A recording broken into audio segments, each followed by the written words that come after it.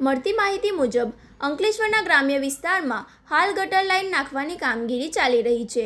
ગામના રહીશ અક્ષય લક્ષ્મણભાઈ વસાવાએ તેના ઘર પાસેથી પસાર થતી ગટર લાઇન વ્યવસ્થિત રાખવા બાબત ત્યાં હાજર કોન્ટ્રાક્ટરને ટકોર કરી હતી. જોકે કોન્ટ્રાક્ટરે લાઇન નાખવાની સાફ ના પાડી દીધી હતી.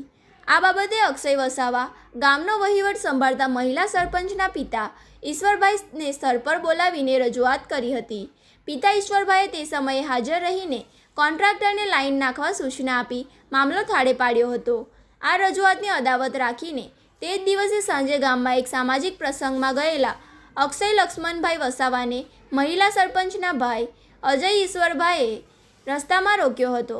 અજયે ઉશ્કેરાઈ જઈને અક્ષય સાથે ગાળાગાળી કરી હતી અને પોતાની પાસે રહેલા કમરના બેલ્ટ તથા છૂટા હાથે બેફામ માર મારવાનું શરૂ કર્યું હતું. હુમલાના પગલે અક્ષયને શરીરે નાની મોટી ઈજાઓ પહોંચી હતી.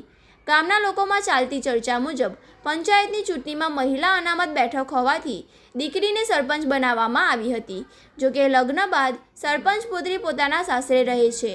તેના બદલે પંચાયતની તમામ સત્તાઓ અને વહીવટના પિતા ઈશ્વરભાઈ અને ભાઈ અજય સંભાળી રહ્યા છે. સરકારી કામોમાં પણ પરિવારનો જ સીધો હસ્તક્ષેપ હોવાથી ગ્રામજનોમાં સૂગબૂગાટ જોવા મળી રહ્યો છે. સરપંચના ભાઈનો આક્રોશ એટલે જ ન અટકતા તેને અક્ષયના ઘર સુધી આવીને ધમકી આપી હતી કે હવે પછી પંચાયતની ઓફિસે આવવાનું નથી અને ગટર લાઇનનું કામ પણ અહીં નહીં થાય. જો ફરી પંચાયત તરફ ફરકશે તો જાનથી મારી નાખવાની ધામધમકી આપતા ભોગ બનનાર યુવક અને તેનો પરિવાર ફફડી ગયો છે.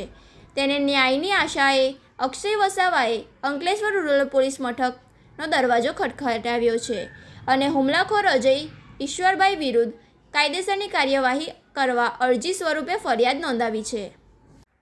મારું નામ છે અક્ષયભાઈ લક્ષ્મણભાઈ. હું રહું છું નવા પુનગાંવ. હવે મગજમારી છે તો જે ગટરનો પ્રોબ્લેમ છે અમારે અહીંયા પુનગામ. હવે જે કોન્ટ્રાક્ટ ચાલે છે કોન્ટ્રાક્ટને એવું કીધું છે મેં તો ગટરનું જરાક ભૂંગળું નાખી દે ભાઈ. તે જયા ગાડી ભૂંગળું નાખે છે ત્યાં ગાડી મેં ગયો તો કોન્ટ્રાક્ટ કે નહીં નાખવામાં આવે ભાઈ કે એ લોકો અમારા ઘરના પૈસા થોડા નાખવાના. તે લોકોએ સરપંચને બોલાવ્યો. તે સરપંચ આવ્યા સરપંચને કીધું એ લોકોને કે કંઈ નહીં ભાઈ આ 2-3 ફૂટનું ભૂંગળું નાખી દેજો. બટ મેં સાંજે મારા મિત્રની જમવા ગયેલો હતો જે 1.5 મહિનો હતો. 1.5 મહિના ગયો તો ત્યાં ગાડી એના છોકરો અજયભાઈ કહીને છે, ઈશ્વરભાઈના છોકરા છે અજય. તો અજયભાઈ એવું કહેવા ભાઈ જ્યારે કેમ ભાઈ તમે ઉસ્માનભાઈને કેમ ધમકી આપો છો, ગટર નહીં આવે જા તમારી બાજુ. મેં કીધું કેમ ભાઈ નહીં લાગતા ગટર. તો એ લોકો મને ધમકી આપવા ભાઈ જેને માર્યો ત્યાં ગાડી. એ લોકોએ પછી અજયભાઈ એવું કીધું કે ઘેર આવો કે તમે ઈશ્વરભાઈને અજયભાઈ લોકોએ કીધું કે ઘેર આવો કે અમે ઘેરે ગયા ને એ લોકોએ મને ધમકીથી માર્યો. બિલ્લા પટ્ટા ત્યાં ગાડી માર્યા બધા. આ બધા નામ નિશાન બધું બહુ માર્યો, લાઠીને ઢીકે માર્યો એ લોકોએ મને ને ધમકી આપે છે કાપી કાઢા કમ એકલો મળતો નથી ને કાપી લાખા ને મારી લાખા એ બધી ધમકી આપે છે. ને પંચાયતમાં એવું છે કે પંચાયતમાં સરપંચ કોઈ છે જ નથી. સરપંચ એમની છોકરી છે, આજે 3-4 વર્ષથી લગ્ન કરીને જટેલી આજે છોકરાવાળી છે.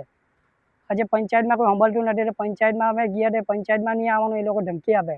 પંચાયતમાં આવ્યા તો તાત્યાને બધું ભાંગી નાખો એ લોકો ધમકી આપે છે મને ને મારા ઘરે બી ધમકી આપવા આવે છે લોકો.